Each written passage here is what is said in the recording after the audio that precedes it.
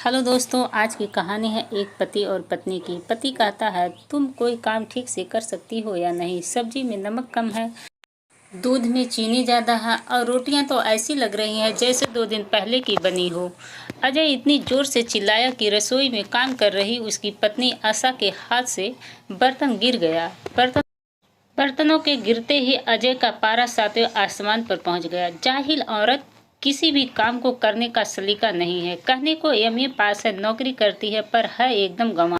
कभी अपने अंदर भी झांक कर देखो कि तुम कैसे हो। हर समय झगड़ा करते रहते हो। बात करने का सलीका तुम में नहीं है। माना मैं बुरी हूँ, पर अपने 10 साल पुराने दोस्त विक्रम से किस तरह रूठे हुए हो, यह सोचा है कभी? वह 6 बार घर आ चुका है, पर उससे बात करना तो दूर, तुम उससे मिलने तक नहीं। ऐसे नहीं निभाए जाते हैं रिश्ते, उनके लिए त्याग करना ही पड़ता है। आशा ऑफिस जाने के लिए तैयार होते हुए बोली, उनकी शादी को 2 साल हो गए थे, पर वो एक ही दिन ऐसा नहीं गया था जब अजय ने झगड़ा ना किया हो। मुझसे ज़्यादा बकवास करने की ज़रूरत नहीं है। मुझे किसी की परवाह नहीं है। तुम अपने आप को समझती क्या हो? यह भाषण देना बंद करो। मैं भाषण नहीं दे रही हूँ अजय, सिर्फ तुम्हें समझाने की कोशिश कर रही हूँ कि हमेशा अकड़े रहने से कुछ नहीं हासिल होता है। ऐसा करके तो तुम हर किसी को अपने से दूर कर लोगे। इंसान को अपनी गलती भी माननी चाहिए। बड़ी आई मुझे समझाने वाली, मुझे सीख मत दो। मैं कभी कोई गलती नहीं करता, और अगर तुम्हें इतनी ही दिक्कत हो रही है तो तुम भी जा सकती हो। मुझे किसी की परवाह नहीं है। बड़बड़ाते हुए वह घर से बाहर निकल गया। आशा सत्ते में आ गई। क्या कह गया था अजय? वह 2 वर्षों से उसे बर्दाश्त कर रही है, क्योंकि उसे उम्मीद थी कि अजय के स्वभाव में कभी तो बदलाव आएगा और वह रिश्तों की कद्र करना सीख जाएगा। लेकिन अजय था कि हर किसी से लड़ाई करने को तैयार रहता था। कोई भी बात अगर उसके मन में नहीं होती थी तो वह भड़क उठता था। लेकिन आज तो हद हो गई थी। आखिर वह कहना क्या चाहता था? आशा कुछ देर तक खड़ी सोचती रही और फिर उसने निर्णय करने में पल भर की भी देर नहीं की। अजय ऑफिस से फिल्म देखने चला गया। फिर रात को देर से घर लौटा तो घर उस समय अंधेरे में डूबा हुआ था। यह देखकर उसे झल्लाहट हुई। पता नहीं क्या समझती है अपने आप को। मेरे आने से पहले ही सो गई।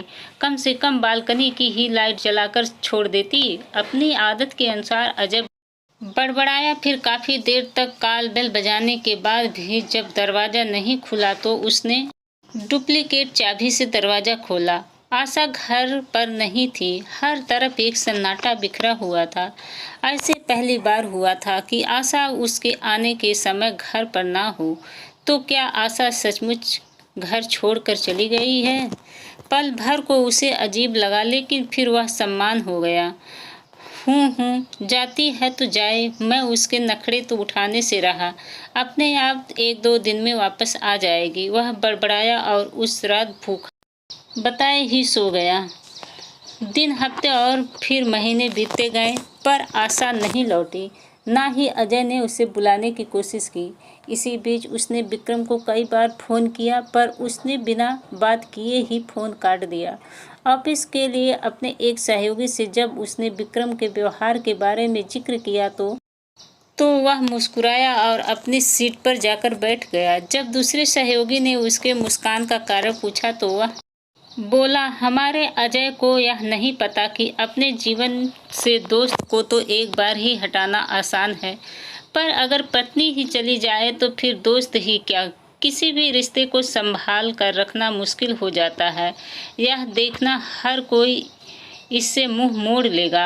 आशा के जाने के बाद शुरू में तो अजय को अपनी आज़ादी बहुत अच्छी लगी। जब दिल करता घर आता, होटल में खाना खाता और सुबह देर तक सोता रहता। लेकिन धीरे धीरे उसे घुटन सी होने लगी। रात को अंधेरे और सन्नाटे में डूबे घर में लौटना, खुद कच्चा पक्का बनाना और अकेले बैठे टीवी देखते रहना। अब आशा तो थी नहीं जिस पर वह अपनी झुलझुलाहट उतारता, इसलिए काम वाली पर ही अपनी खींच उतारता। कभी उसके देर से आने पर भी तो कभी घर ठीक से साफ ना करने पर। काम वाली मालकिन के जाने के बाद अकेले साहब के लिए काम करने से कतरा रही थी।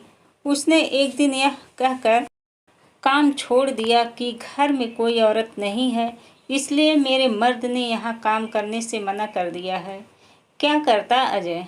उसने एक लड़का नौकर रखा जो सारा दिन घर पर रहता था, लेकिन वह जितना सामान लाता था वह कम पड़ने लगा। आज या नहीं वह नहीं है कहकर वह अजय की जान खाए रहता। उसके पड़ोसी उसे एक दो बार चेतावनी भी दे चुके थे कि तुम्हारा नौकर दिन में अपने जान पहचान वाले को यहाँ बैठाए रखता है, पर अजय को लगा कि उस पड़ोसी को उसके नौकर रखने से शायद जलन हो रही है।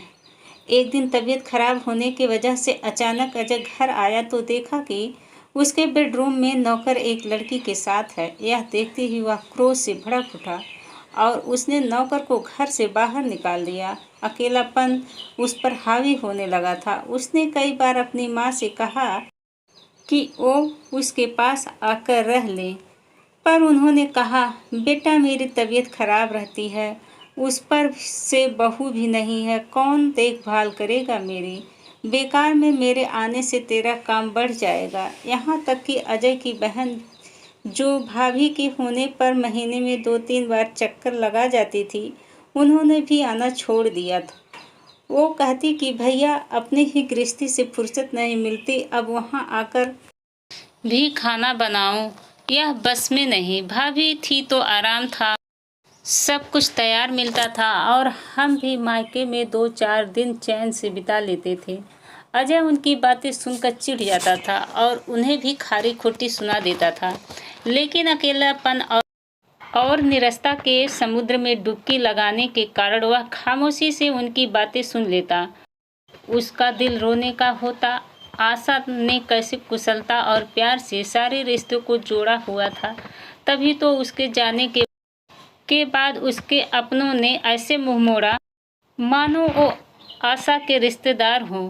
कुछ घंटों के लिए बहुत आग्रह करने पर बुआ आई तो बहुत उदास होते हुए बोली, अब मन नहीं करता तेरे घर आने को। मेरी बात तुझे बुरी लग रही होगी, पर सच तो यह है कि तेरा लटका हुआ मुंह देखने को कौन आएगा। आशा थी तो कितनी आवाभगत करती थी, चाहे कितनी भी थकी हुई हो, पर कभी मुंह नहीं बनाती थी। औरत से ही घर होता है बेटा, वह नहीं तो जीवन बेकार हो जाता है। यार दोस्त रिश्तेदार सगे संबंधी कब तक और कितना साथ देंगे? साथ तो पत्नी ही अंत तक निभाती है।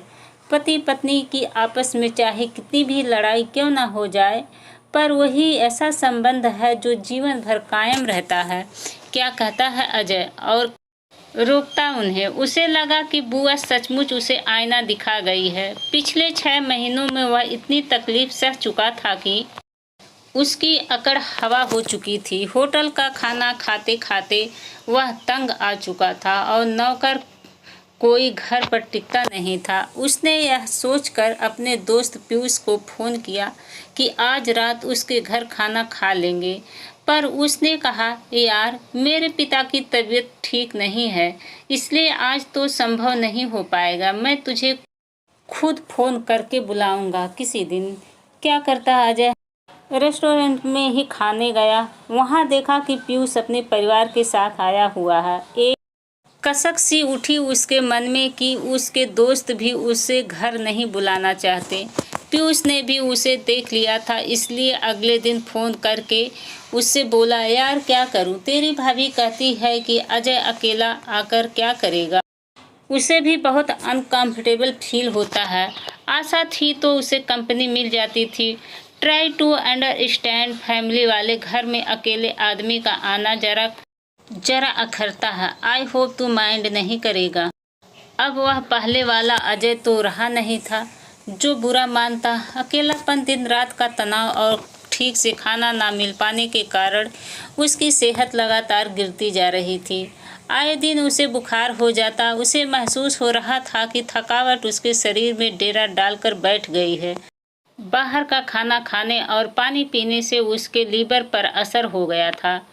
अब हालत यह थी कि वह कुछ भी भी खाता तो उसे उल्टी हो जाती या फिर पेट दर्द से वह कराहने लगता। डॉक्टर का कहना था कि उसे जॉन्डिस हो सकता है। तब से उसे लगने लगा था कि उसकी ज़िंदगी की तरह हर जैसे चीज़ पीली और मटमैली सी हो गई है। उसकी हालत पर तरस खाकर एक दिन पीयूष अपनी बीवी सहित उससे मिलने आया। उसकी बीवी चाय बनाने के रसोई में गई तो देखा हर चीज अस्त व्यस्त है। बदबू से परेशान वह चाय की पत्ती ढूंढती रही। हार कर अजय को ही उठकर चाय बनानी पड़ी। वह फुसफुसाते हुए वह पीयूष से बोली, यहाँ मैं और एक पल के लिए भी नहीं ठहर सकती। घर है या कूड़ा का ढेर। अजय ने सुना तो मन महसूस कर निढाल होकर पलंग पर लेट गया। किससे शिकायत करता, गलती तो उसी की ही थी। आशा को कब उसने मान दिया था। हर समय उसे धुतकारता ही तो रहता था। उसके जाने के बाद हर किसी ने उससे मुंह मोड़ लिया था। आखिर क्यों कोई उसे बर्दाश्त करे। एक वही था जो उसकी हर ज्यादती को सह कर भी वो उसकी परवाह करती थी। हर काम उससे परफेक्ट ढंग से किया मिलता था, पर तब वह कमियां ढूंढता रहता था। उसका गला सूख रहा था। जैसे तैसे उठा तो सामने लगे शीशे पर उसकी नज़र गई। आंखें अंदर धंस गई थी, दाढ़ी बढ़ गई थी और दुर्बल शरीर से निकली हड्डियां जैसे उसकी बेबसी का उपहास उड़ा रही थी। पसीने से नहा उठा। वह सारी खिड़कियां खोल दी और पानी पीने के लिए फ्रिज खोला। खाली फ्रिज उसका मुंह चिढ़ा रहा था। उसकी रोशनी को देखकर डर से उसने आंखें बंद कर ली। उसे याद आया, आज सुबह उसने पीने का पानी भरा ही नहीं था। कांटे उसके गले में चुभने लगे और वह उस चुभन के साथ रसोई में खड़ा पीली हो गई दीवारों को देखने लगा। यह पीलापन उसे धीरे धीरे अपने शरीर और मन पर हावी होता महसूस हुआ। उसे लगा उसकी बोझिल पलकों पर मानो पीली दीवार कतरा कतरा उतर रही थी।